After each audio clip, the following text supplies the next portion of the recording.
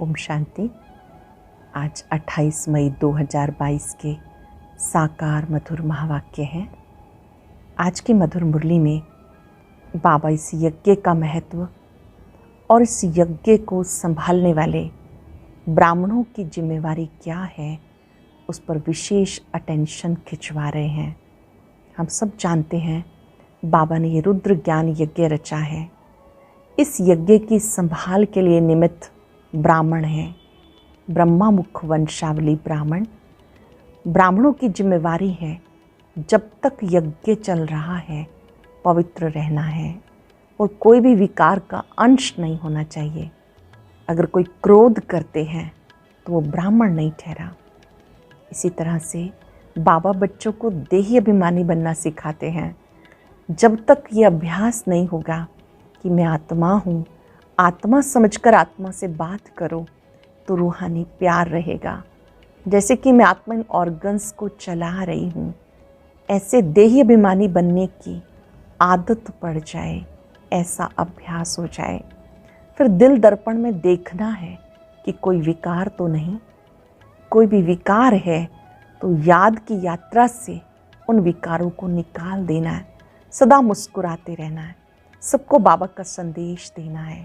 सदा मुस्कुराते रहेंगे, संदेश देते रहेंगे तो ये यज्ञ में बहुत बड़ा सहयोग है।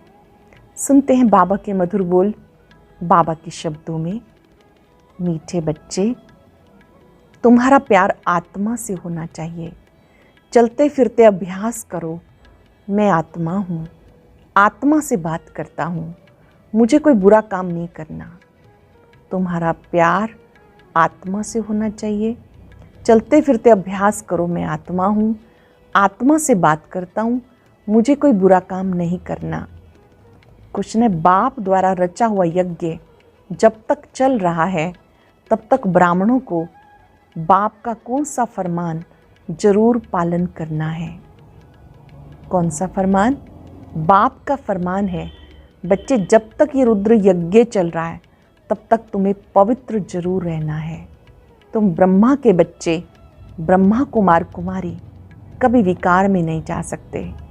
अगर कोई इस फरमान की अवज्ञा करते हैं तो बहुत कड़े दंड के भागी बन जाते हैं। अगर किसी में क्रोध का भी भूत है तो वो ब्राह्मण नहीं। अगर किसी में क्रोध का भूत है तो वो ब्राह्मण नहीं। ब्राह्मणों को देही अभिमानी रहना है, कभी विकार के वशीभूत नहीं होना। गीता, ओ दूर के मुसाफिर हमको भी साथ ले ले। ओम शांति। दूर के मुसाफिर को तुम ब्राह्मणों के बगैर कोई भी मनुष्य मात्र नहीं जानते। बुलाते हैं, हे परम धाम में निवास करने वाले परम पिता परमात्मा आओ। पिता कहते हैं परंतु बुद्धि में नहीं आता कि पिता का रूप क्या है, आत्मा क्या है। भले समझते हैं आत्मा भ्रिकुटी के बीच सितारे समान रहती है, बस और कुछ नहीं जानते। हमारी आत्मा में 84 जन्मों का पाठ नूंधा हुआ है। इन बातों का कुछ भी ज्ञान नहीं। आत्मा इस शरीर में कैसे प्रवेश करती ये भी नहीं जानते। जब अंदर चुरपुर होती है तब पता पड़ता है आत्मा ने प्रवेश किया। फिर जब परम पिता परमात्मा कहते हैं तो ये भी आत्मा ही पिता कहती है। आत्मा जानती ये शरीर लौकिक पिता का है। हमारा बाप वो निराकार है। जरूर हमारा बाप भी हमारे जैसा बिंदी स्वरूप होगा। उनकी महिमा भी गाते मनुष्य सृष्टि का बीज रूप ज्ञान सागर पतित पावन। श्री बाबा की महिमा है मनुष्य सृष्टि का बीज रूप ज्ञान सागर पतित पावन। परंतु कितना बड़ा व छोटा है वह सबकी बुद्धि में नहीं बैठता। पहले बुद्धि में नहीं था कि हमारी आत्मा क्या है। पहले परमात्मा को याद करते थे, हे परम पिता, लेकिन कुछ भी जानते नहीं थे। बाप तो निराकार है, फिर वो पतित पावन कैसे ठहरा? जबकि वो निराकार है तो पतित पावन कैसे ठहरा? क्या जादू लगाते हैं? पतितों को पावन बनाने के लिए जरूर आना पड़ता है। जैसे हमारी आत्मा भी शरीर में रहती, वैसे बाप भी निराकार है, उनको भी जरूर शरीर में आना पड़े। तब तो शिवरात्रि शिव जयंती मनाते हैं, परंतु वो पावन कैसे बनाते हैं ये बात कोई नहीं जानते। इसलिए कह देते सर्वव्यापी। प्रदर्शनी में अथवा कहीं भी भाषण करने जाओ तो पहले पहले बाप की पहचान देनी है, फिर आत्मा की। आत्मा तो भ्रिकुटी के बीच में रहती है, उसी में सारे संस्कार रहते हैं। शरीर तो खलास हो जाता है, जो कुछ करती है वो आत्मा करती है। शरीर के ऑर्गन्स आत्मा के आधार पे चलते हैं। आत्मा रात को अशरीरी हो जाती। आत्मा कहती आज मैंने आराम बहुत अच्छा किया, आज मुझे आराम नहीं आया, मैं इस शरीर द्वारा ही धंधा करता हूँ। ये तुम बच्चों को आदत पड़ जानी चाहिए। आत्मा ही सब कुछ करती है। आत्मा शरीर से निकल जाती तो उसे मुर्दा कहते हैं, किसी काम का नहीं रहता। आत्मा जब शरीर से चली गई तो शरीर किसी काम का नहीं रहता, उसे मुर्दा कहते हैं। आत्मा निकलने से शरीर में जैसे कि बांस हो जाती है। शरीर को जाकर जलाते हैं तो तुम्हारा आत्मा के साथ प्यार है। तुम बच्चों को यही शुद्ध अभिमान होना चाहिए कि मैं आत्मा हूँ। शुद्ध अभिमान, शुद्ध फीलिंग होनी चाहिए, मैं आत्मा हूँ। पूरा आत्म अभिमानी बनना है। मेहनत सारी इसी में है। मुझ आत्मा को ऑर्गन्स द्वारा कोई भी बुरा काम नहीं करना चाहिए, नहीं तो सज़ा खानी पड़ेगी। भोगना भी तब भोगी जाती जब आत्मा को शरीर है। बिगर शरीर आत्मा दुख भोग ना सके। तो पहले आत्म अभिमानी फिर परमात्म अभिमानी बनना है। मैं परम पिता परमात्मा की संतान हूँ। कहते परमात्मा ने हमें पैदा किया, वह रच्यता है, परंतु वो रचता कैसे है कोई भी नहीं जानते। अब तुम जानते हो परम पिता परमात्मा नई दुनिया की कैसे स्थापना करते हैं। पुरानी दुनिया में रहते हैं, देखो कैसे युक्ति है, उन्होंने तो प्रलय दिखा दी। कहते पीपल के पत्ते पर एक बालक आया, फिर बालकी तो दिखाते नहीं, इसको कहते अज्ञान। कहते भगवान ने शास्त्र बनाए, व्यास भगवान तो हो ना सके, व्यास भगवान तो हो ना सके। भगवान शास्त्र बैठ लिखते हैं क्या? उनके लिए तो गाया जाता, वह शास्त्रों का सार समझाते हैं। बाकी इन वेद शास्त्र पढ़ने से कोई का कल्याण नहीं हो सकता। समझो ब्रह्म ज्ञानी है, समझते ब्रह्म में लीन हो जाएंगे। ब्रह्म तो महातत्व है, आत्माएं वहाँ रहती हैं। ये ना जानने के कारण जो आता सो बोलते रहते हैं, और मनुष्य भी सत करते रहते, बहुत ही हठ योग प्राणायाम आदि करते। वो तुम तो कर ना सको। तुम नाजुक कन्याओं माताओं को क्या तकलीफ़ देंगे? पहले तो माताएं राज विद्या भी नहीं पढ़ती थी, थोड़ी सी भाषा सीखने के लिए स्कूल में भेजा जाता था, बाकी नौकरी तो करनी नहीं है।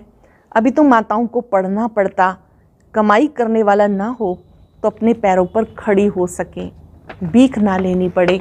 नहीं तो कायदे अनुसार बच्चियों को घर का काम सिखाया जाता। अब तो बैरिस्ट्री डॉक्टरी आदि सीखती रहती हैं। यहाँ तो तुम्हें कुछ करना नहीं, सिर्फ पहले पहले कोई को भी बाप का परिचय देना है। कोई भी मिले सबसे पहले बाबा का परिचय देना है। निराकार को तो सब शिव बाबा कहते हैं, परंतु उनका रूप क्या है कोई भी जानते नहीं। ब्रह्म तो महातत्व है। ये जैसे कि आकाश कितना बड़ा है, अंत नहीं पा सकते, वैसे ब्रह्म महातत्व का भी अंत नहीं है। उनके अंश मात्र में हम आत्माएं रहती हैं, बाकी तो पोलार ही पोलार है। सागर भी अथाह है, चलते जाओ, पोलार का भी अंत नहीं पा सकते। कोशिश करते हैं ऊपर जाने की, परंतु जाते जाते उनका सामान ही खुट जाता है। वैसे ही महातत्व भी बहुत बड़ा है, वहाँ जाकर कुछ ढूंढने की दरकार नहीं। वहाँ आत्माओं को ये विचार करने की भी दरकार नहीं, ढूंढने से फ़ायदा ही क्या होगा। समझो स्टार्स में जाकर दुनिया ढूंढते हैं, परंतु उससे फ़ायदा क्या? वहाँ कोई बाप को पाने का रास्ता नहीं। भगत भक्ति करते हैं भगवान को पाने के लिए, तो उनको भगवान मिलता, वह मुक्ति जीवन मुक्ति देते। ढूंढना भगवान को होता, ना कि पोलार को, जहाँ से कुछ मिलता नहीं। कितना गवर्नमेंट का खर्चा होता है, ये भी आलमाइटी गवर्नमेंट है। पांडव कौरव दोनों को ताज नहीं दिखाते, बाप आकर तुम्हें सब बातें समझाते। जब तुम इतनी नॉलेज पाते हो तो तुम्हें बहुत खुश होना चाहिए। इतनी ऊंची नॉलेज पा रहे हैं, बहुत खुश होना चाहिए। हमें पढ़ाने वाला बेहद का बाप है। तुम्हारी आत्मा कहती हम पहले सो देवी देवता थे, बहुत सुखी थे, पुण्य आत्मा थे। इस समय पाप आत्मा बन गए, क्योंकि रावण राज्य है, रावण की मत पर हैं। तुम हो ईश्वरीय मत पर। रावण भी गुप्त है, ईश्वर भी गुप्त है। बाबा भी गुप्त है और रावण की मत वो भी गुप्त है। अभी ईश्वर तुम्हें मत दे रहे हैं, रावण कैसे मत देते हैं? रावण का रूप तो है नहीं, ये रूप तो धरते हैं रावण, ये तो रूप धरते हैं, रावण के तो सब रूप हैं। जानते हैं हमारी आत्मा में 5 विकार हैं, हम आसुरी मत पे चल रहे हैं। मेल फीमेल दोनों में 5 विकार हैं। ये सब बातें मनुष्यों की बुद्धि में तब बैठेंगी जब वो जानेंगे हमें पढ़ाने वाला निराकार परम पिता परमात्मा है। ये बातें तब बुद्धि में बैठेंगी जब ये समझेंगे हमें पढ़ाने वाला निराकार परमात्मा है। जब वो साकार में आए तब हम ब्राह्मण बने। बाप भी रात को ही आते हैं। शिवरात्रि सो ब्रह्मा की रात्रि हो गई, ब्रह्मा द्वारा ही ब्राह्मण बनेंगे। यज्ञ में ब्राह्मण जरूर चाहिए। ब्राह्मणों को जब तक यज्ञ संभालना है तब तक पवित्र रहना है। जिस्मानी ब्राह्मण भी जब यज्ञ रचते हैं तो विकार में नहीं जाते, भले हैं विकारी परंतु यज्ञ रचते समय विकार में नहीं जाएंगे। जैसे तीर्थों पर जाते हैं तो जब तक तीर्थों पे रहते हैं तो विकार में नहीं जाते। तुम ब्राह्मण भी यज्ञ में रहते हो, फिर अगर कोई विकार में जाते हैं तो बड़े पापात्मा बन जाते हैं। यज्ञ चल रहा है तो अंत तक तुम्हें पवित्र रहना है। ब्रह्मा के बच्चे ब्रह्मा कुमार कुमारियाँ कभी विकार में नहीं जा सकते। बाबा ने फरमान किया तुम्हें कभी विकार में नहीं जाना, नहीं तो बहुत दंड के भागी बन जाएंगे। विकार में गया तो सत्यानाश हुआ। वह ब्रह्मा कुमार कुमारी नहीं लेकिन शूद्र मलेच्छ हैं। बाबा हमेशा पूछते तुमने पवित्र रहने की प्रतिज्ञा की, अगर बाप से प्रतिज्ञा कर ब्राह्मण बन फिर विकार में गए तो चंडाल का जन्म पाएंगे। बाबा से प्रतिज्ञा कर ब्राह्मण बन फिर विकार में गए तो चंडाल का जन्म पाएंगे। यहाँ वैश्या जैसा गंदा जन्म कोई होता नहीं, ये है ही वैशाल्य। दोनों एक दो को विष पिलाते हैं। बाबा कहते हैं माया भले कितने भी संकल्प लाए लेकिन तुम्हें पवित्र रहना है। बाप कहते हैं बच्चे तुम बच्चों को ये वायदा पूरा निभाना है। बच्चियों को ताकत कम रहती है, पवित्रता के साथ चलन बहुत अच्छी चाहिए। चलन खराब है तो वो भी काम के नहीं, चलन अच्छी नहीं तो किसी काम के नहीं। लौकिक माँ बाप में विकार है तो बच्चे भी माँ बाप से ही सीखते हैं। तुमको पारलौकिक बाप तो ये शिक्षा नहीं देते, बाप तो देही अभिमानी बनाते, कभी क्रोध नहीं करना। बाबा बच्चों को देही अभिमानी बनना सिखाते, कभी क्रोध नहीं करना। भूत मनुष्य को दुख देते हैं। बाबा कहते ब्राह्मण बनकर कोई शैतानी का काम नहीं करना। विकार में जाने से यज्ञ को तुम अपवित्र बनाते हो, इसमें बहुत खबरदारी रखनी है। ब्राह्मण बनना कोई मासी का घर नहीं, यज्ञ में कोई गंध नहीं करना। 5 विकारों में से कोई भी विकार ना हो। ऐसा नहीं कि क्रोध किया तो कोई हर्जा नहीं, ध्यान देंगे बाबा की बात पर। कोई भी विकार का अंश ना हो। ऐसे नहीं क्रोध किया तो कोई हर्जा नहीं, ये भूत आया तो तुम ब्राह्मण नहीं।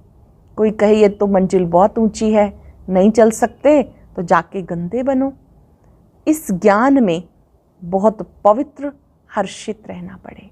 बाबा का सहयोग करना है तो पवित्र रहना है, हर्षित रहना है। पतित पावन बाप का बच्चा बनकर बाप को मदद देनी है। कोई भी विकार नहीं होना चाहिए। कोई तो आते ही हैं फट से विकारों को छोड़ देते। समझना चाहिए हम रुद्र ज्ञान यज्ञ का ब्राह्मण हूँ, मेरे से ऐसा कोई काम नहीं होना चाहिए जो दिल खाती रहे। हम यज्ञ को संभालने वाले ब्राह्मण हैं, जिम्मेवार आत्माएं हैं। ऐसा कोई कर्म नहीं करना जो दिल खाती रहे। दिल रूपी दर्पण में देखना है हम लायक हैं। भारत को पवित्र बनाने के हम निमित्त हैं तो योग में जरूर रहना है। सन्यासी लोग सिर्फ पवित्र बनते हैं, बाप को तो जानते ही नहीं। हठ योग आदि बहुत करते हैं, पाते कुछ भी नहीं। तुम जानते हो बाप आए हैं शांति धाम में ले जाने। हम आत्माएं वहाँ के निवासी हैं। हम सुख धाम में थे, अब दुख धाम में हैं। अभी है संगम, ये सिमरण चलता रहे तो भी मुस्कुराते रहे। हम सुख धाम के निवासी हैं, घर जाएंगे शांति धाम, फिर सुख धाम में आएंगे, ये दुख धाम है। ये चिंतन चलता रहे तो भी मुस्कुराते रहें। जैसे देखो ये अंगना बच्चा बेंगलोर का है, सदा मुस्कुराता रहता है। बाबा हमेशा अंगना भाई की विशेषता बताते हैं, सदा मुस्कुराना, क्योंकि वो खुशी में नाचते रहते थे। बाबा कहने से खुशी से भरपूर हो जाते हैं। इन्हें खुशी, हम बाबा के बच्चे हैं, जो भी मिले उसे ज्ञान दान देते रहो। हाँ, कोई हंसी भी उड़ाएंगे, क्योंकि नई बात है, कोई भी नहीं जानते कि भगवान पढ़ाते हैं, क्योंकि ये नई बात है, भगवान पढ़ाते हैं, ये बात वो नहीं जानते। श्री कृष्ण तो कभी आकर पढ़ाते नहीं। अच्छा, मीठे मीठे सिक्के लदे बच्चों प्रति माता पिता बाप दादा का याद प्यार गुड मॉर्निंग। रूहानी बाप की रूहानी बच्चों को नमस्ते। रूहानी बच्चों की रूहानी बाप दादा को नमस्ते, गुड मॉर्निंग। शुक्रिया बाबा, शुक्रिया। धारणा के लिए सार, क्या सार होगा? पहले पॉइंट, रुद्र ज्ञान यज्ञ का ब्राह्मण बनकर ऐसा कोई काम नहीं करना जो दिल खाती रहे। अंदर ही अंदर दिल उसी बात पे चिंतन करता रहे, दिल खाता रहे। कोई भी भूत के वशीभूत नहीं होना। पतित पावन बाप का पूरा मददगार बनने के लिए सदा पवित्र हर्षित रहना है। बाबा का मददगार बनने के लिए सदा पवित्र हर्षित रहना है। ज्ञान का सिमरण कर मुस्कुराते रहना है। वरदान है, चित्त की प्रसन्नता द्वारा दुआओं के विमान में उड़ने वाले संतुष्ट मणि भव।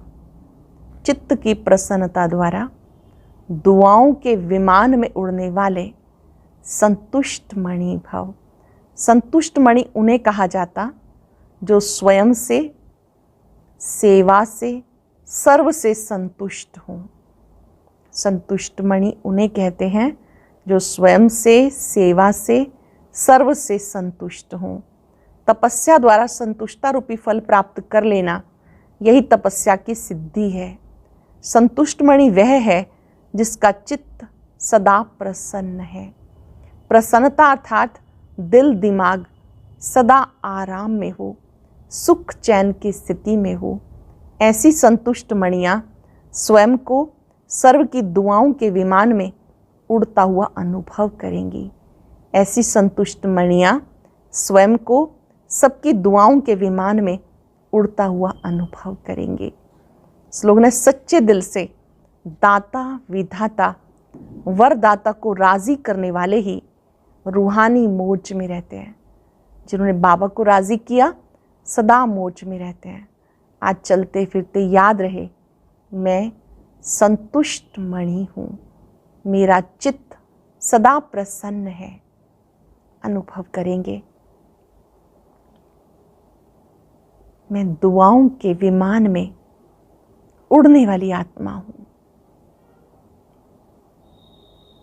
मुझे बाप दादा से, स्वयं से, परिवार से दुआएं प्राप्त हैं। मेरा चित्त सदा प्रसन्न चित्त है।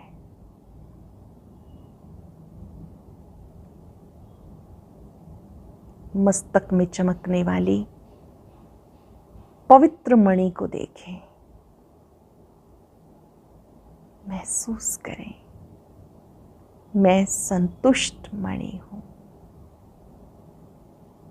संतुष्टता मेरी संपत्ति है। मस्तक से प्रकाश दूर दूर तक फैलता अनुभव करें। मणियां सदा चमकती हैं, प्रकाश देती हैं, संतुष्ट करती हैं। संतुष्ट मणि हूं। ओम शांति शांति।